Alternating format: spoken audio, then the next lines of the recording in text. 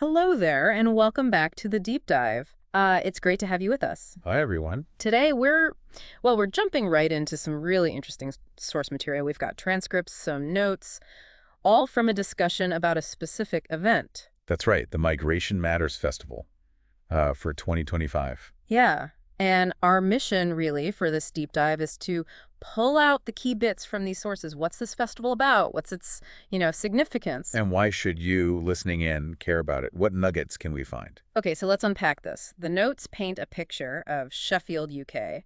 A really vibrant celebration, it seems, focused on sanctuary, culture, migration.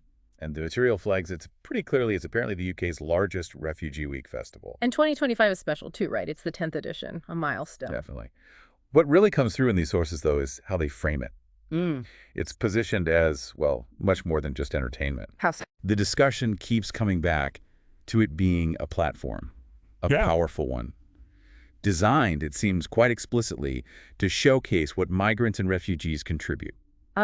So challenging stereotypes, building understanding. Exactly, using all these diverse cultural events to actively foster that inclusivity. That's the angle in the notes. And it sounds like a pretty substantial thing. The notes mention dates, June 20th to June 28th. Yeah, and over 45 events packed into that time. Wow, okay. That's a lot of programming. It really is. And they mentioned some names, too. Nadine Shah, Asian Dub Foundation. Yeah.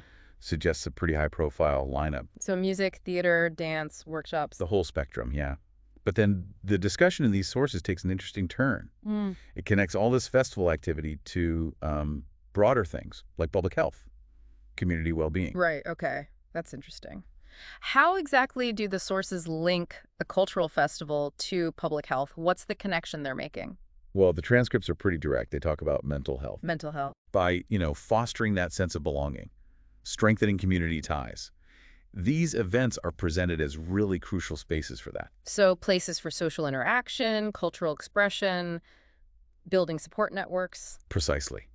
The notes frame these things as, essential for well-being, especially maybe for communities who face challenges, displacement, trauma, that sort of thing. It was presented almost like a deliberate strategy then. It seems that way, yes. Yeah. A way to build resilience. That makes a lot of sense, actually. Feeling connected, seen, having a space to share your culture, it must be incredibly important. And the material also pointed out family events, didn't it? Like many Mi'kmaq. Yes. Co-curated with the Youth Theater of Sanctuary, aimed at kids, so it's intergenerational impact they're looking at. Absolutely. And another thing that keeps popping up in the material is accessibility. Yes. The ethical ticketing system. That definitely stood out in the notes. Right. Offering different price points. Specific options for unwaged or low-income attendees. Which is vital, isn't it? Totally. The sources really emphasize this point. It's about removing those financial barriers so people can actually participate. It's framed less like a nice-to-have and more fundamental. For genuine inclusivity, equal opportunity. Exactly. And there was one detail mentioned, something about providing over 12,000 free tickets. Wow. Yeah, to financially vulnerable community members. That scale really shows a commitment, doesn't it? To making that mental health and community building accessible to everyone. So looking ahead then, connecting this back to the bigger picture the sources discuss, what's the sort of desired outcome, the future vision?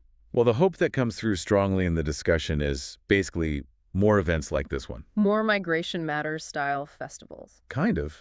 Initiatives that intentionally bring diverse communities together, celebrate shared humanity, cultural richness, but also prioritize that well-being and belonging aspect. They're seen as critical components then. For building, what did the note say? Resilient, inclusive societies. That's the term used, yes, going forward. Yeah. So it seems the core message we can distill from this material is that these cultural events, they can be powerful tools, not just fun, but actual strategies. Strategies for social cohesion, supporting mental health. Yeah. It really underscores the practical impact, doesn't it, of celebrating diversity and making sure everyone gets a chance to be part of it. Exactly. So for you listening, what does this all mean? Well, these sources suggest an event like Migration Matters isn't just another festival. It's presented as this carefully designed effort. Right, an effort to build a stronger, healthier community right there in Sheffield. Using shared experiences, cultural celebration, as the foundation. It's a tangible example, really, how valuing and integrating diverse contributions can potentially strengthen everyone's well-being. That brings our deep dive into these sources to a close, I think. We've pulled out the festival's significance as a platform. That deliberate link to mental health and community well-being highlighted in the notes. And that deep commitment to accessibility, the ethical ticketing. All presented as vital building blocks for those resilient, inclusive societies we mentioned. It really shows the real-world application of these ideas, as discussed in the source material. Indeed. So, as a final thought for you to maybe ponder, how do events like this, where people physically come together in the same space, how do they actually work to shift perspectives? And help celebrate what we might share if our journeys getting there were different. A powerful question. Definitely something to think about. Thanks so much for joining us for this deep dive. Thank you. We'll be back soon with another exploration. Until then, goodbye.